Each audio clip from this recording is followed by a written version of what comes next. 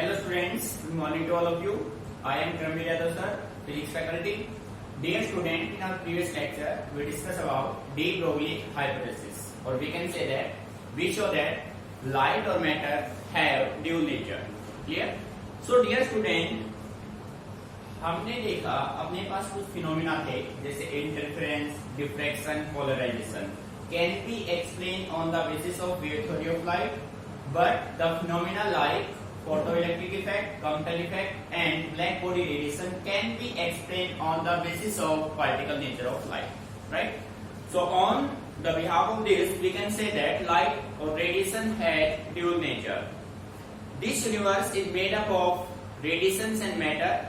Nature loves matter. On the basis of this, we can say that matter must have dual nature, wave nature as well as particle nature. Clear? So dear student, wave nature of electron को represent करने के लिए 1927 में दो scientist आए, एक का नाम डेविजन, सेकंड था जर्मर. दोनों ने इलेक्ट्रॉन के वेव नेचर को रिप्रेजेंट करने के लिए एक सिंपल एक्सपेरिमेंट परफॉर्म किया. ठीक है, और बेटे उस एक्सपेरिमेंट को नाम दिया गया Davisson and Germer experiment. Clear? अब बेटे एक हमने वैल्यू फाइंड आउट किए, लाइट का वेवलेंथ हमने फाइंड आउट किया डी ब्रोगली के हाइपोथेसिस से. ठीक है, वो हमने एक्सपेरिमेंटल किया. सेकेंडली हम wavelength of light find out करेंगे with the help of Davisson and Germer experiment. Clear? बेटे दोनों के वैल्यू इक्वल या फिर नियरली आते हैं तो हम ये मानेंगे कि डेविजन और जर्मर का जो एक्सपेरिमेंट था वो सक्सेसफुल रहा. ठीक है, सो आज के लेक्चर में हम स्टार्ट करते हैं Davisson and Germer experiment. Clear? तो डियर स्टूडेंट देखिए, Davisson and Germer experiment 1927 to verify the wave nature of electron.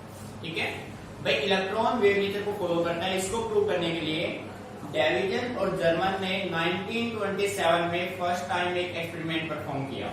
ठीक है, इन 1927 Davidson and Germer perform an experiment to verify the wave nature of electron. ठीक है, wave nature इसका electron का for the first time. Electron के wave nature को represent करने के लिए सबसे पहले जो एक्सपेरिमेंट परफॉर्म किया गया वो परफॉर्म हुआ था 1927 में डेविजन और जर्मर के द्वारा. ठीक है, अब बेटे देखो ये एक्सपेरिमेंट काम कैसे करता है, इसके एपरेटस का क्या है. ठीक है, डेविजन जर्मर ने जो एक्सपेरिमेंट परफॉर्म किया उस एक्सपेरिमेंट के एपरेटस क्या क्या है. बेसिकली इसके तीन एपरेटस है बेटे. एक आप कह सकते हैं, एक आपके पास होगा इलेक्ट्रॉन गन, दूसरा आपके पास होगा निकल का क्रिस्टल, और थर्ड वन आपके पास होगा डिटेक्टर. ठीक है, ये देखो बेटे, ये एक इलेक्ट्रॉन गन है, ये निकल क्रिस्टल है, और ये है इलेक्ट्रॉन डिटेक्टर. बेटे प्रोसेस बिल्कुल सिंपल है, बिल्कुल सिंपल कंसेप्ट है. आप क्या करोगे, आप इस इलेक्ट्रॉन गन से, पहले समझना ध्यान से, हम इस इलेक्ट्रॉन गन से लाइट रेडिएशन इंसिडेंट करेंगे निकल क्रिस्टल में. ठीक है, जैसा कि आपने वेव ऑप्टिक्स में स्टडी किया था पोलराइजेशन कंसेप्ट. बेटे पोलराइजर, निकल क्रिस्टल एक क्या है, पोलराइजर है. ठीक है, सो आप क्या करेंगे, इस इलेक्ट्रॉन गन से लाइट रेडिएशन इंसिडेंट करेंगे निकल क्रिस्टल पे. अब निकल क्रिस्टल पे जो लाइट इंसिडेंट होगा वो कुछ एंगल लैटिट्यूड से अपने आप को स्कैटर्ड करेगा.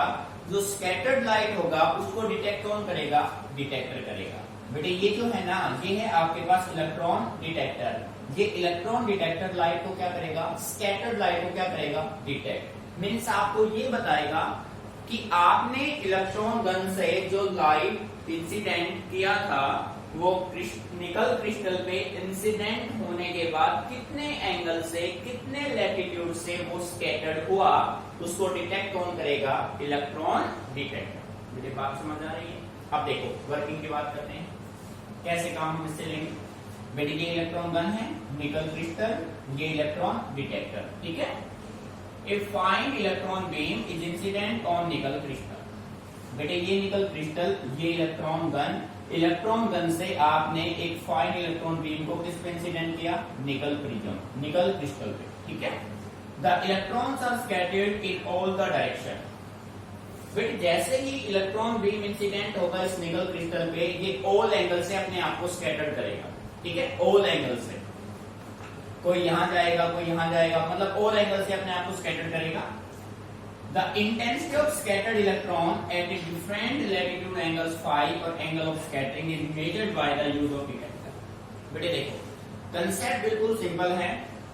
आपने क्या किया, इस इलेक्ट्रॉन गन से इलेक्ट्रॉन को इंसिडेंट किया, बीम ऑफ इलेक्ट्रॉन को इंसिडेंट किया निकल क्रिस्टल पे। जैसे ही इलेक्ट्रॉन बीम निकल क्रिस्टल पे इंसिडेंट होगा, ये लाइट डिफरेंट एंगल से अपने आप को स्कैटर्ड करेगा। अब कौन सा लाइट कितने एंगल से स्कैटर्ड हुआ वो हमें कौन बताएगा, इलेक्ट्रॉन डिटेक्टर। मीनिंग समझ में आ रहा है? तो बेटे सिंपल सा कंसेप्ट है, ठीक है। यानी कि आपके पास ओनली 3 वर्ड हैं, 3 एपरेटस हैं, इलेक्ट्रॉन गन, निकल क्रिस्टल और इलेक्ट्रॉन डिटेक्टर, ठीक है। यहां से लाइट इंसिडेंट करोगे, इस पे जाके स्कैटर्ड होगा और स्कैटर्ड कितने एंगल से हुआ वो कौन बताएगा भाई, इलेक्ट्रॉन डिटेक्टर। बेटे यहां तक कोई प्रॉब्लम, कंसेप्ट अच्छे से क्लियर। अब देखो यहाँ पे हमने जो पोटेंशियल है ना, हम कॉन्टिन्यूअसली इलेक्ट्रॉन को, बेटे अब बात को समझना, इसी के बेस पे अब हम न्यूमेरिकल भी सोल्व करेंगे। इस कंसेप्ट को ध्यान से सुन लेना। इस इलेक्ट्रॉन बीम से आप जो भी इलेक्ट्रॉन गन से जो भी इलेक्ट्रॉन बीम आप इंसिडेंट कर रहे हैं निकल क्रिस्टल पे, उसका जो पोटेंशियल है वो डिफरेंट है। आप इलेक्ट्रॉन बीम को डिफरेंट पोटेंशियल से एक्सेलरेट करा रहे हैं। पोटेंशियल हर कंडीशन में क्या लेके चल रहे हैं, डिफरेंट लेके चल रहे हैं। जब बेटे पोटेंशियल डिफरेंट लेके चलेंगे तो इनका जो शार्पनेस, फाई यहाँ पे रिप्रेजेंट करेगा angle of sharpness, theta represent करेगा एंगल ऑफ स्कैटरिंग को। मीनिंग को समझना, this is the angle of sharpness, this is the angle of scattering, ठीक है। तो बेटे जब पोटेंशियल आप डिफरेंट रखेंगे तो एंगल ऑफ स्कैटरिंग और एंगल ऑफ शार्पनेस दोनों क्या होंगे, डिफरेंट होंगे, डेफिनेटली होंगे। सो इसी के बिहाफ पे हम कह सकते हैं there is a sharp bump in the polar graph due to constructive interference। बेटे वेव ऑप्टिक्स में आपने स्टडी किया था constructive and destructive interference. Constructive interference means the light intensity is maximum at those point where two light wave superimpose upon each other in same direction, same phase, ठीक है।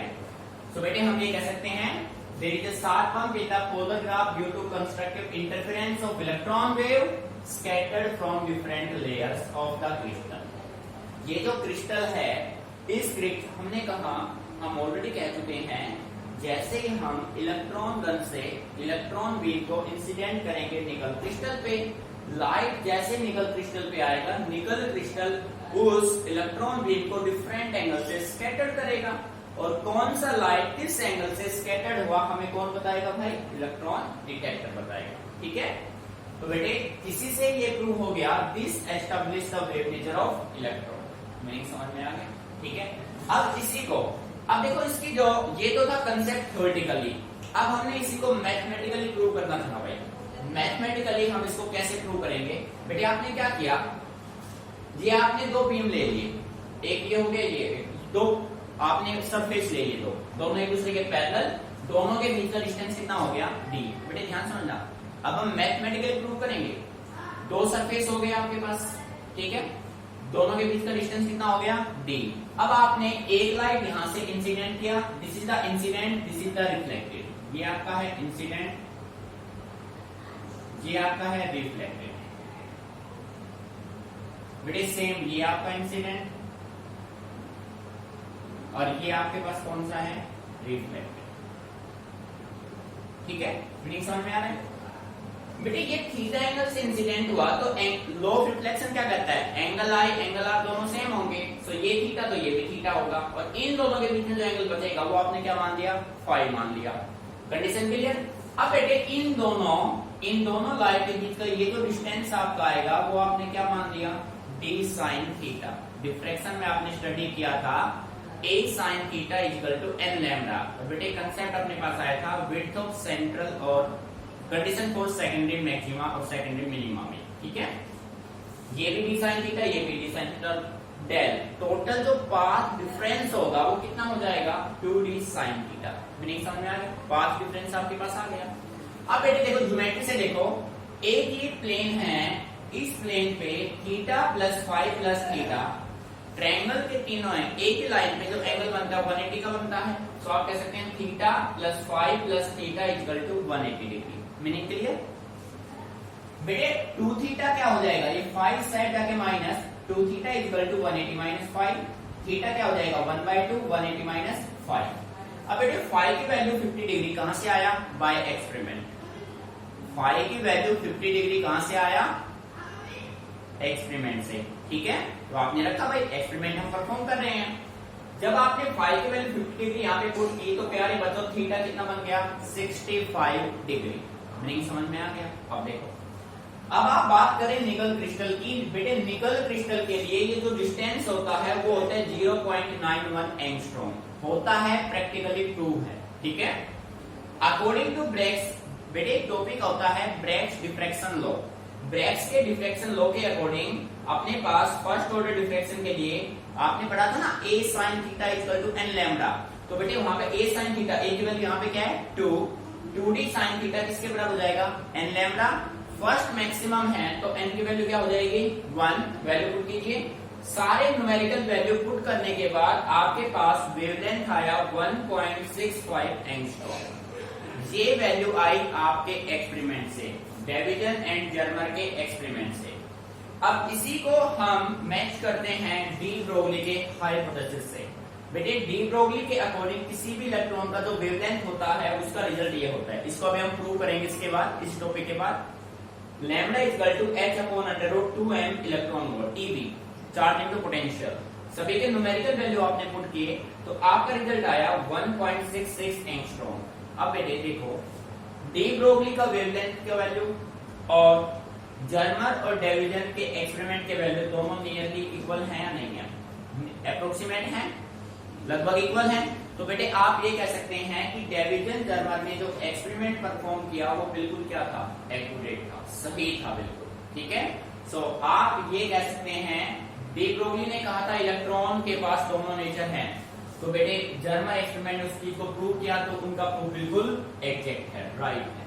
Meaning clear? ठीक है। सो dear student, यहां तक concept है theoretical, this concept is mathematical, ठीक है। Complete एक में ही आपको इसको परफॉर्म करना है, क्लियर? बेटे अच्छे से इसको कीजिए, कोई भी पॉइंट कोई भी लाइन समझ में नहीं आ रही है तो आप डिस्कस कीजिए, ठीक है। इसको एक बार फिर देखते हैं, एक बार आप नोट कर लो इसको।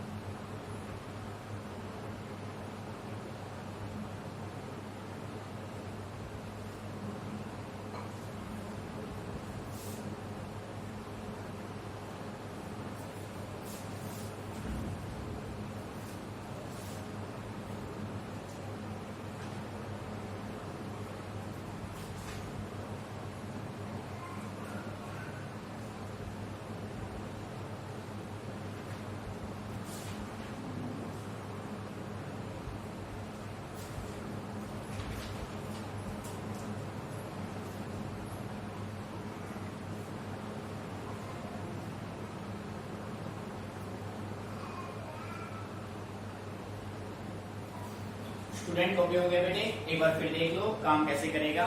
बेटे देखो, डेविजन जर्मर जो एक्सपेरिमेंट है इसका बेसिक पर्पस था इलेक्ट्रॉन के वेव नेचर को वेरीफाई करना, ठीक है।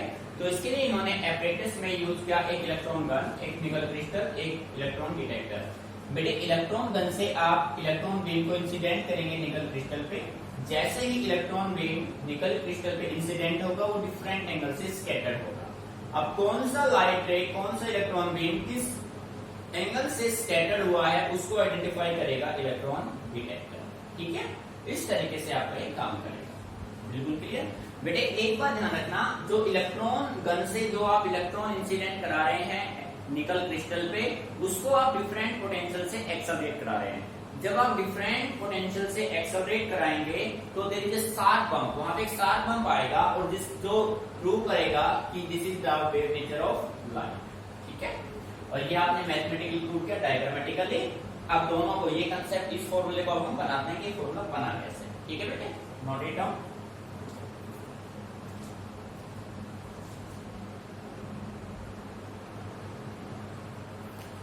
स्टूडेंट कल हमने क्या था, de Broglie matter wave, wavelength of de Broglie matter wave. Now we talk about our next topic, de Broglie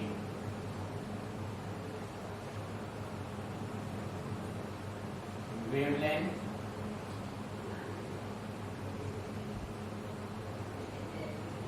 of an electron।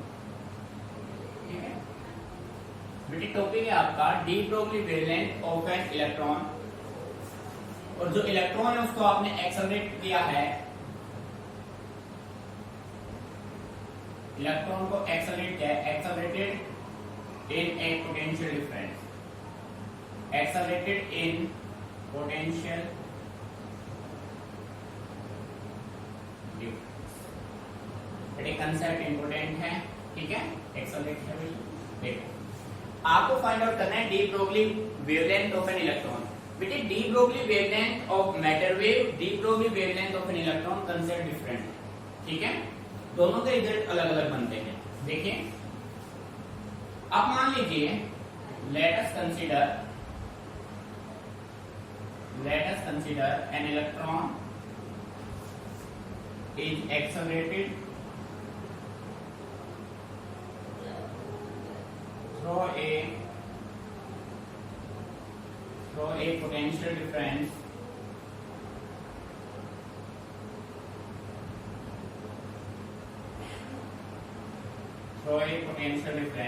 V। बेटे हमने मान लिया कि अपने पास कोई एक इलेक्ट्रॉन है, उस इलेक्ट्रॉन को हमने एक्सेलरेट किया है एक पोटेंशियल डिफरेंस V से। ठीक है, सो काइनेटिक एनर्जी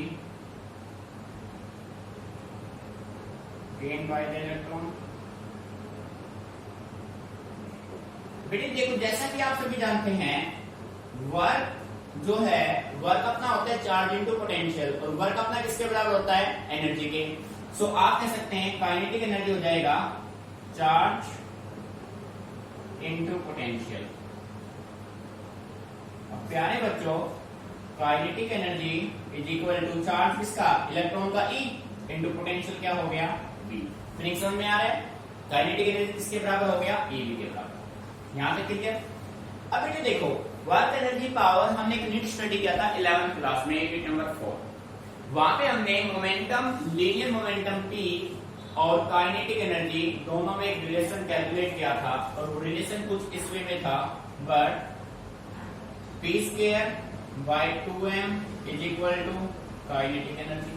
बेटे होता है ना, p² by 2m is equal to kinetic energy. So आप कह सकते हैं p² is equal to 2m kinetic energy. ठीक है भाई, तो बेटे P किसके बराबर हो जाएगा, √2m काइनेटिक एनर्जी। और बेटे काइनेटिक एनर्जी किसके बराबर है, EV के, but kinetic energy equal to EV। So dear student, P किसके इक्वल होगा, √2m EV। यही होगा ना भाई। ठीक है, पर हमें तो फाइंड आउट करना है वेवलेंथ। सो आप कह सकते हैं as wavelength lambda equal to h by p।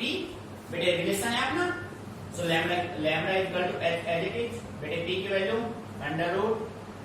√2m और क्या हो जाएगा, इनटू में EV। This is your required. बेटे meaning clear, note it down carefully.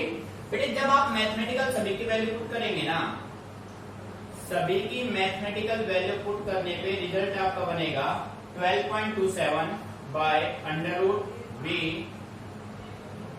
Angstrom. ठीक है बेटे, किसी न्यूमेरिकल में पोटेंशियल गिवन है तो वेवलेंथ फाइंड आउट हो जाएगा, वेवलेंथ गिवन है तो पोटेंशियल फाइंड आउट हो जाएगा। इस फॉर्मूले को माइंड रखना है। ठीक है, नोट इट डाउन।